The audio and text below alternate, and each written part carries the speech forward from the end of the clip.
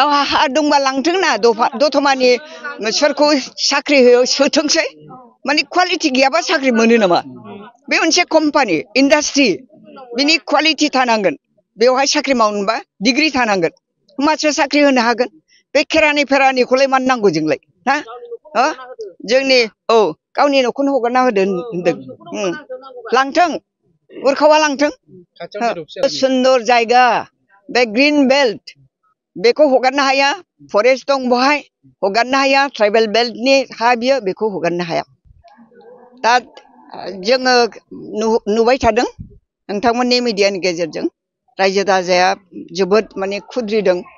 बे बिथांमोना जेराव दं बे थागिबि जायगाखौ आदानिनि कम्पानिया पावार ग्रिड बसायनो थाखाय लाहार फाहार खालामगासिनो दं होननानै जों मोनथिनो मोनदों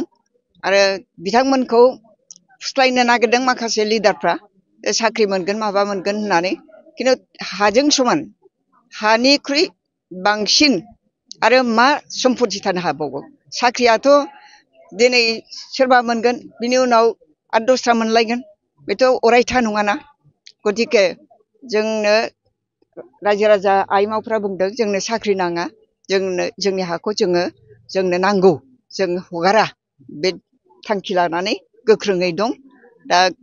मोनथिनानै जों फैनाय जादों फैनानै नुफैबाय जे रायजो राजाफ्रा थिगैनो दं आरो आदानि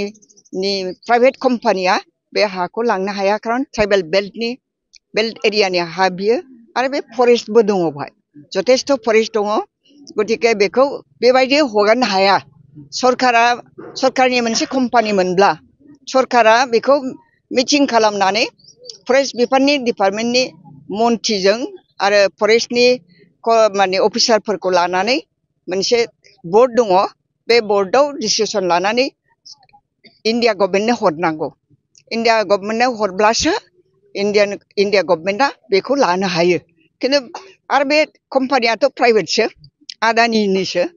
मोनसे बेक्तिगत कम्पानि बियो बेक्तिगत कम्पानियाव जों मानो हगारनो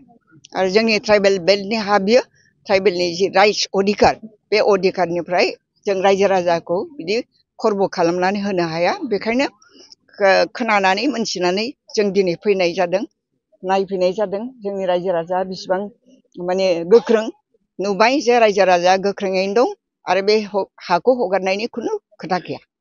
बे साख्रिखौ नाङा होनखाबायना लांथोंसै गावहा हा दंबा लांथोंना दतमानि सोरखौ साख्रि होयो सोथोंसै माने क्वालिटि गैयाबा साख्रि मोनो नामा बे मोनसे कम्पानि इन्डास्ट्रि बिनि क्वालिटि थानांगोन बेवहाय साख्रि मावनोबा डिग्री थानांगोन होमबासो साख्रि होनो हागोन बे खेरानि फेरानिखौलाय मानो नांगौ जोंलाय ना जोंनि गावनि न'खौनो हगारना होदो होनदों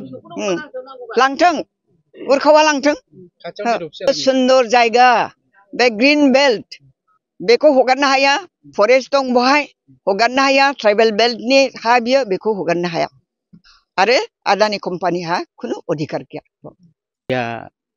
नोंथांमोनखौ आं साबायखर बावग्रोबाय आरो बे बासबारि ओनसोलनि आंनि बिसेसकै सांग्रां आइजोफोरखौबो साबायखर बावनानै जों बुंनो नागिरदों जे दिनै जों खोनाबाय थादों मिडियानि गेजेरजों खोनाबाय थादोंमोन खोनाबाय थानायावनो नुबायबो थादों बाय जों जोबोद दुखु मोनखादों सोर आदानि बबे आदानि कम्पानि बेयो बोरैहाय जोंनि बे 6 सिड्युल एलेखानि जायखौ जुग जुग सिगांनिफ्रायनो बेसेबांबा बोसोर सिगांनिफ्रायनो हा सोरजिनाय समनिफ्रायनो बे ओनसोलखौ बर' फिसाफ्रा बर' हारिया बे हाखौ हा हिसाबै रैखा खालामनानै लाबोदों बहाय जमिदार सिस्टेम दंमोन जमिदारनि सिंनि हा बियो बेखौ जों मिथिगौ आरो दाबो बे सिस्टेमनि गेजेरजों दङ आरो बेखौनो बिटिसि एकर्डनि गेजेरजों 6 सिड्युल आधाराव ट्राइबेल बेल्ट ब्लक एलेखायाव गोग्लैनायखाय बेखौ जोङो 6 सिड्युलनि आयेननि गेजेरजों बे हानि रैखाथिखौ लाबोदों दिनै सोरबा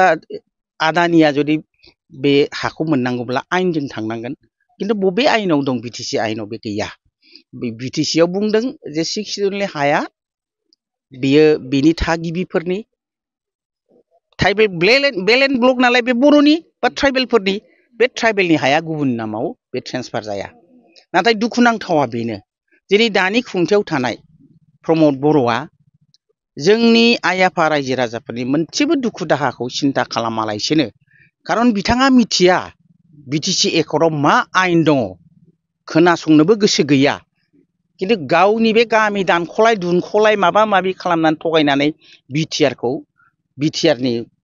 मावफुंनांगौ मावफुंनो हायाखै दा बिथाङा ओंखायनो मोनसे सोलोनि गेजेरजों भारत सरकारखौ खुसि खालामनो थाखाय भारत सरकारनि निर्देश बादियै नरेन्द्र मदिखौ गोजोन होनो थाखाय बे ओनसोलनि हाखौ जोंनि बिखानि हाखौ बासबारिनि हाखौ बे सोमखोर समायना हाग्रा हाखौ जेराव मानसिबो थागोन जिब जुनार थागोन हाग्रानि बहायनो मावनै दाङै जागोन गथ' गथाय फोरोंगोन जिउ खांगोन बे हाखौ प्रमद बर'आ दिनै गथायनो सोलो लादों गथायनो नागिरदों आरो बेयो जोबोद मुगैथाव आरो बेयो मोनसेल' राजखान्थि गेलेनायनि बेहा इलेक्सन फैबा आखल दंखायो 2020 सनाव सान्ति सुक्ति खालामफ्लानानै बे सरकाराव फैनाय मानसि थगायनानै सोलो खालामनानै दाबो बे मोनसे रायजोखौ मोनसे भुवा प्रतिश्रुति होनो नागिरदों रायजो राजाखौ बे भटबजरा ओनसोलनि बा बासबारि ओनसोलनि रायजोनि गेजेरजों सारा बिटिसिआव बुंनो नागिरदों जे नै जों उमुक जायगायाव ओरैबायदि गिदिर कम्पानि लाबोबाय खौथि थाखानि प्रजेक्ट लाबोबाय न'खर साख्रि होनो थांगासिनो दं बिदि होननानै बे भट बिनो नागिरदों बिनि सोलोआ बेनो आरो सबसे दुखुनांथाव बाथ्रा दिपेन बर' दानि आथिखालनि एबसुनि आफादगिरिया दाख्लै बहाय फैनानै जेबायदि खोथा बुंदों मिडियायाव जों नुदों जोबोद मुगैथाव बेखौ जों निन्दा खालामो एबसु जानानै दिनै गावनि बिमाफ्रा गावनि न'खरा बेसेबां आलाय सिलायाव दङ जुग सोरजिनानै लानाय बे हा हुखौ दिनै सेनो नागिरदों बेखौ प्रटेक्ट खालामनो नागारै रायजोफोरखौ गोजोननाय बाथ्रा बुंनो नागारै माखासे खोथाफोरखौ फोरोंनो नागारै दिनै हा सेनायनि एजेन्ट जानानै दालाल जानानै दिपेन बर'आव फैनायखौ आं जोबोद निन्दा खालामो आरो मुगैयो बेनोथ' प्रमद बर'नि थगायनायनि सोलो बे गावसोर हायैखाय दिपेनखौबो बाहायलायबाय एबसुखौ बाहायलायबाय खारन एबसुफ्राथ' गोजौनि बाथ्राखौ मानिगोन न'खरथ' एबसु दं बर' फरायसा दं माने एबसु दं बिमाफोरखौ कनभिन्स खालामनांगौ जाहैबाय बिस्रा दा बे बिपिएफआ मा होननो नागिरदों जोंथ' जोंनि हा रैखाथि जादों बिपिएफआथ' बिटिसि एकर्डखौ सालायबोनाय मानसि बिटिसि एकर्डनि मोनफ्रोमबो दफाखौ रैखा खालामनाया बिपिएफनि कर्तब्य हाग्रामा महिलारिनि दायित्व आरो बिथाङा बेखौनो मावो दिनै बिटिसि एकर्डआव मा बुंदों हानि रैखाथि मोननांगौ बिपिएफआथ' बेखौ मावखागोन बहाय जों सोरनोबा माबा मोनसे होनो नागिरनाय जौगानाय खालामनो नागिरनायाव जोंहा बाधा गैया डेभेलप खालामनायाव जोंहा बाधा गैया खिन्थु मानो आदानि कम्पानिजों सरकारि भाबै नोंसोर मा लाबोयो जोंहाथ' बुंनांगौ थानाय नङा सरकारनिथ' मोनसे प्रजेक्ट नङा बे आं सालाकाथियाव थायो सालाकाथियाव दिनै एनटिपिसि दङ एनटिपिसिया सिगाङाव आसाम स्टेट इलेक्ट्रिसिटि बर्डमोन आं बिनिनो सासे एमप्लयिमोन स्कुलाव साख्रि मावोमोन आं बेखौ लाखिनो हायैयाव अगदेन कम्पानिखौ लाबोनो नागिरनायाव गिलु बालु आन्दलन जादों आब' प्रमिला रानी ब्रह्ममोना बे होबथादों कम्पानिनि जों हगारा होननानै सानसुमा खुंगुर बैसोमुसारि मोना होबथादों बिनिफ्राय बेखौ उनावहाय नैबे बिटिसि एकर्डनि गेजेरजों नेशनेल थार्मेल पावार प्रजेक्टखौ लाबोदों एनटिपिसिखौ दिनै रावबो बहाय साख्रि मोनाखै गासिबो कम्पानि दारै मावो सोरबा जुदि लेबार मावनोबाबो कन्ट्राक्टरनि आन्दारावसो बहाय साख्रिनि बेबस्था गैया बे बिसिनि प्रजेक्ट नङा सोरनोबा साख्रि होनायनि आरो एलेकायाव डेभेलप खालामनायनि बाथ्रा दङ बहा खालायखो गिदिर अफिसार फैयो गासिबो बिहारनि बेंगलनि उरिष्यानि फैयो जोंनि लकेलनिथ' अफिसारफोर गैया बहाय आदानियाबो बिदिनो जागोन कम्पानि बैथ' आरो सेन्ट्रेल गभर्नमेन्टनि आन्दारावसो सेन्ट्रेल गभर्नमेन्टनि आन्दारावखाय बेखौ बिटिसि एकर्डनि गेजेरजों बे ओनसोलखौ डेभेलप खालामनो कारेन्टखौ दिहुननांगौनि खाथियाव बेखौ लाबोनाय जादों बिटिसि एकर्डआव